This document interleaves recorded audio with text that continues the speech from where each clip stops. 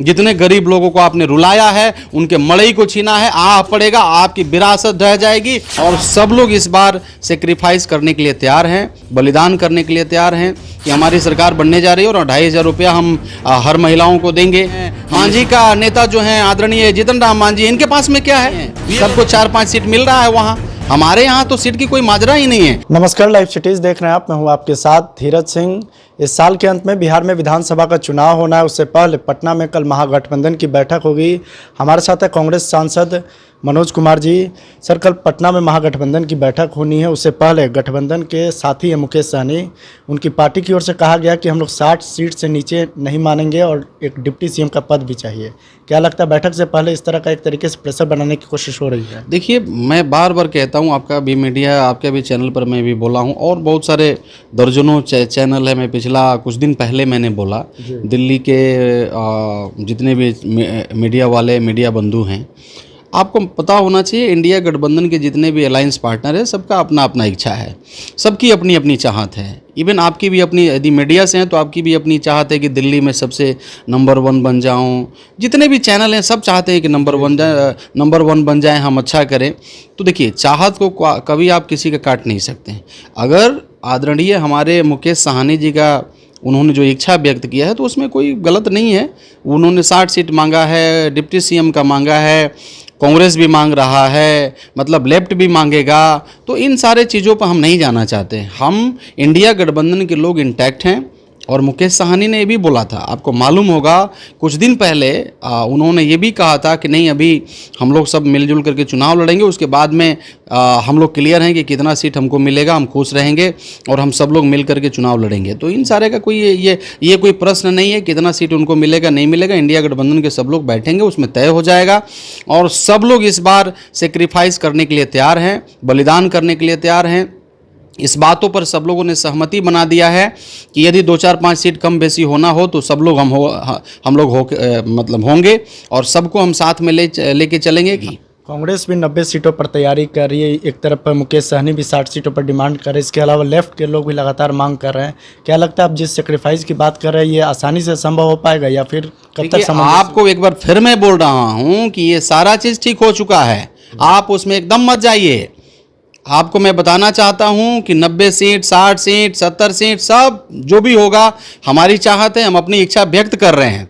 लेकिन जब हम टेबल पर बैठेंगे, जब बातचीत फाइनली होगी तो उसमें हम सब लोग तैयार हैं कि हमारा जो भी हमें सीट मिलेगा उसमें हम सहमत होंगे और हमारा जो भी हम लोग आगे लड़ाई लड़ने जा रहे हैं वो हमारा मेन मुद्दा होगा, इंडिया गठबंधन को हराना।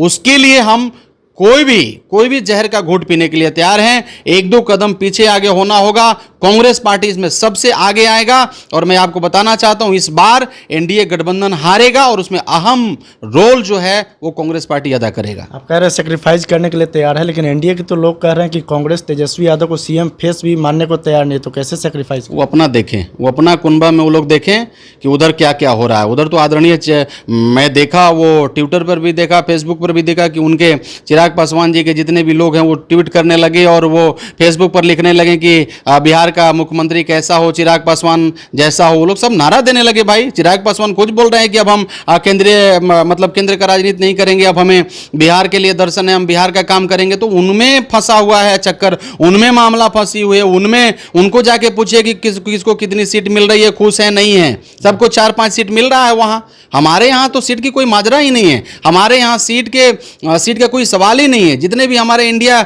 गठबंधन के जितने भी हमारे अलायंस पार्टनर है सब खुश हैं, सबको मालूम है कितना उनको सीट मिलेगा। वहां मेन चक्कर फंसा हुआ है। आदरणीय उपेंद्र कुशवाहा जी को 5-6-7 सीट लोग बोल रहा है, उधर बोल रहा है, मैं मीडिया पर देख रहा था, उधर बोल रहा है लोग, आदरणीय जीतन राम मांझी को भी 5-6-7 सीट बोल रहा है। इतने बड़े बड़े नेता को और आप 5-6-7 सीट पर आपसे ज्यादा इन लोग का वोट है और इनको इतना वोट मतलब कम सीट दे रहे हैं और जिसका कम मतलब वोट है। बीजेपी का क्या है बिहार में, आप बताइए कौन सा वोट है? अति पिछड़ा का वोट पूरा जेडीयू के पास में है। मतलब कुशवाहों के नेता आदरणीय उपेंद्र कुशवाहा जी हैं, मांझी का नेता जो हैं आदरणीय जीतन राम मांझी, इनके पास में क्या है? ये लड़ेंगे 100 पर और इतने बड़े बड़े नेता को 5-6-7 सब समझ रहा है कौन क्या करने जा रहा है। उनमें झमेला फंसा हुआ है, उनमें मामला फंसा हुआ है। हमारे इंडिया गठबंधन में सब क्लियर है, हम सब लोग खुश हैं और बहुत जल्दी सीट का क्लियर होने वाला है। हम लोग आप लोग को भी बुलाएंगे, आप लोग को बुला करके बैठा करके हम लोग बताएंगे कि कितने सीट पर हम लोग लड़ने जा रहे हैं, कौन कौन सीट कांग्रेस पार्टी लड़ेगा, कौन कौन सीट हमारे मुकेश सहनी जी लड़ेंगे, लेफ्ट लड़ेगा, आरजेडी लड़ेगा, सब क्लियर होगा।